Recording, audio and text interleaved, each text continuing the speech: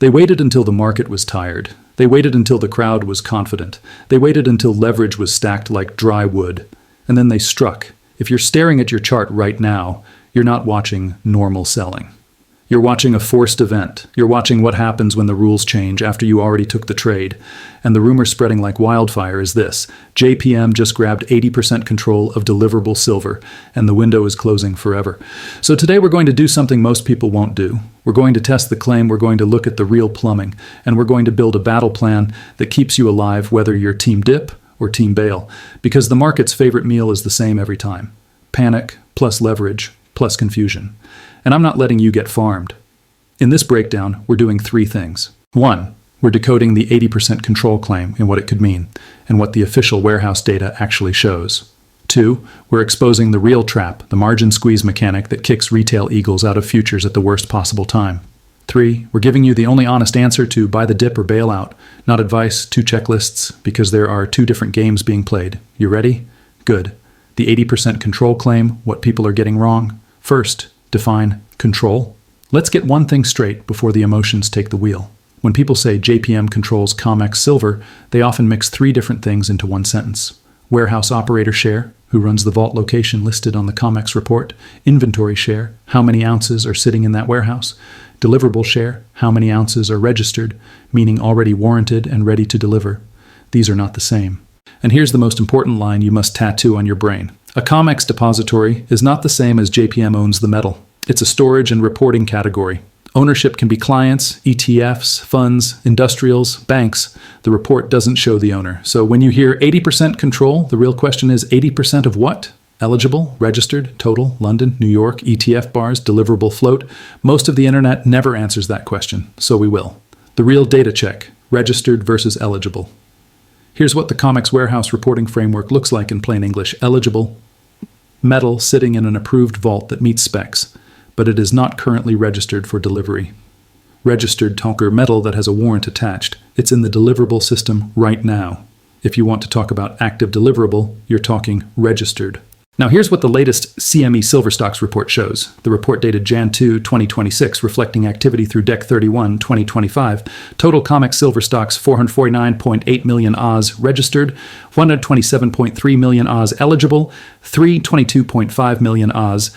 Now the JPM depository line on that report shows total at JP Morgan Depository, 188.3 million Oz registered at JP Morgan. 16.3 million Oz eligible at JP Morgan, 172.0 million Oz. Let's translate that into shares. JPM share of total stocks, 41.9%. JPM share of registered stocks, the 12.8%. JPM share of eligible stocks, 53.3%. So is it 80%? Not on registered, not on total, not on anything in the official COMEX stocks snapshot that we can verify. But, and this is where the story gets serious, 53% of eligible is still a massive choke point, because eligible is the reservoir, registered is the tap, and during a delivery stress moment, what matters is how fast can metal move from eligible registered, and who has the operational gravity to influence that flow. That's where control becomes a functional idea, even if ownership is not proven by this report. Who controls registered right now? Here's another detail the hype merchants ignore. On that same report, the biggest registered holders are not necessarily JPM. For example, the report shows the top registered pools include Asahi, largest registered share on that snapshot, Brink's Delaware Depository MTB, and JPM is in the mix, but not the king of registered. So if someone is screaming JPM has 80% of active deliverable, they're likely doing one of these tricks: blending eligible plus registered as deliverable, using a different definition of active conflating ETF custody with COMEX deliverable float, or repeating a social media number that is not sourced to the official warehouse breakdown, which means the right move is not to panic. The right move is to ask, what exactly is tightening? Registered, or the ability to convert eligible into registered when the market needs it? And that takes us to the real trap. The real trap: the $32,500 ejection seat. The market did not discover new information. This move, the chaos, the flush, the wipeout, doesn't require a conspiracy. It requires mechanics. And the cleanest mechanical weapon is margin. Because margin doesn't care about your thesis. Margin doesn't care about your conviction. Margin doesn't care that you were right. Margin only asks one question: do you have the cash right now? And if the answer is no, the market sells you out at the worst price. The number that matters, $32,500 per contract. Let's talk facts you can verify. CME lists silver futures margin requirements, and in the latest margin table for COMEX 5,000 Oz silver futures, you can see $32,500 performance bond levels referenced for key contract months. Now combine that with the contract size. A standard COMEX silver futures contract is 5,000 troy ounces. So even at $72 silver, one contract is controlling about 5,000 x 72 bar $360,000 notional exposure. And your ticket to stay in the ring is tens of thousands in performance bond. Now here's what happens when margin rises fast. Leverage longs get margin, called they dump contracts into a thin book, stops cascade algos, smell blood price falls through air pockets, and the people with real balance sheets buy what you were forced to puke. That's not a theory, that's the structure. And it matches what the AP reported around the late December margin hikes. The exchange raised margin requirements amid major volatility, and metals sold off sharply afterward. Retail eagles get squeezed out first. If you're trading futures with leverage, you are fighting two enemies. One, price movement. Two, margin policy. And the second one is the silent assassin. When margin is raised, the market doesn't need to beat your thesis. It just needs to beat your liquidity. That's why retail gets ejected at the bottom. Because retail is the most likely to be oversized, undercashed, emotionally reactive, and anchored to yesterday's high.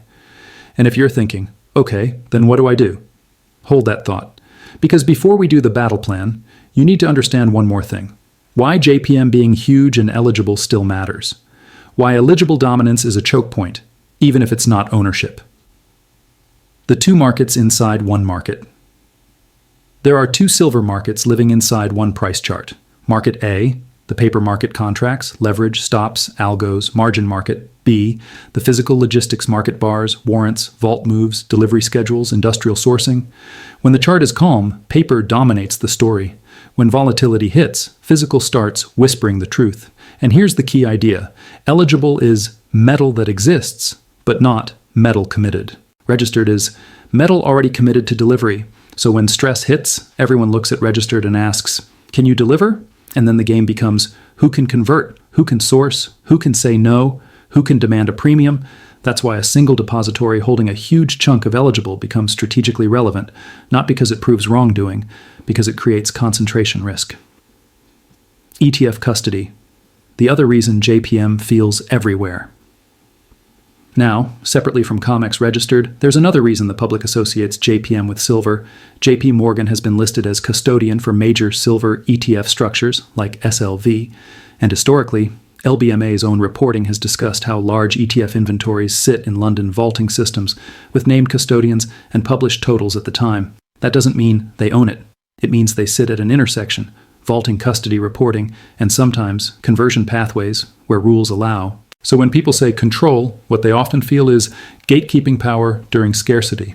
Whether that's true in a specific moment depends on registered levels, conversion rates, delivery demand, and who is standing for delivery. Which brings us to the emotional core of this video. So, is the silver window closing forever? Forever is a drama word. Here's the real version. Let's be adults. The window doesn't close forever. What closes is access at the old price. What closes is easy availability. What closes is the illusion that you can always get size at spot. In other words, if the physical system tightens while the paper system is doing leveraged gymnastics, you get the same outcome we've seen in every commodity squeeze in history. Paper price whipsaws, physical premiums, resist inventories, shift hands, the marginal buyer sets a new floor, and the market reprices violently once it can't pretend anymore. So instead of forever, here's your real question. Are you positioned for the next 72 hours and the next 12 months? Because those are different battles. Buy the dip or bail out? The only honest answer. There is no universal answer. There are two checklists. I'm going to say it clearly. There is no one-size answer because there are two different games being played. Same candle, two realities. So here are the two checklists. Not advice. Checklists. Checklist A. If you're leveraged, futures, options, margin. If you're trading silver with leverage, your first job is not profit. It's survival. 1. Cut size until a margin hike can't kill you. If the exchange can raise performance bond requirements again, your position must still breathe. 2. Stop averaging down with borrowed money. A leverage spiral is how good theses die. 3. Know your contract exposure. Standard SI is 5,000 Aussie. Micro Silver is 1,000 Oz, which exists specifically for lower risk sizing. 4. If you can't hold through a 10-15% intraday swing, you're sized wrong. That's not psychology talk, that's math. 5. Watch the line in the sand levels, but don't worship them. Levels are magnets. The market hunts them. 6. Stop loss placement must assume stop hunts exist, because liquidity is harvested at obvious levels. 7. If you must trade, trade like a sniper, not a hero. Reduce frequency, reduce size, increase patience. If you do checklist A, you stop being food.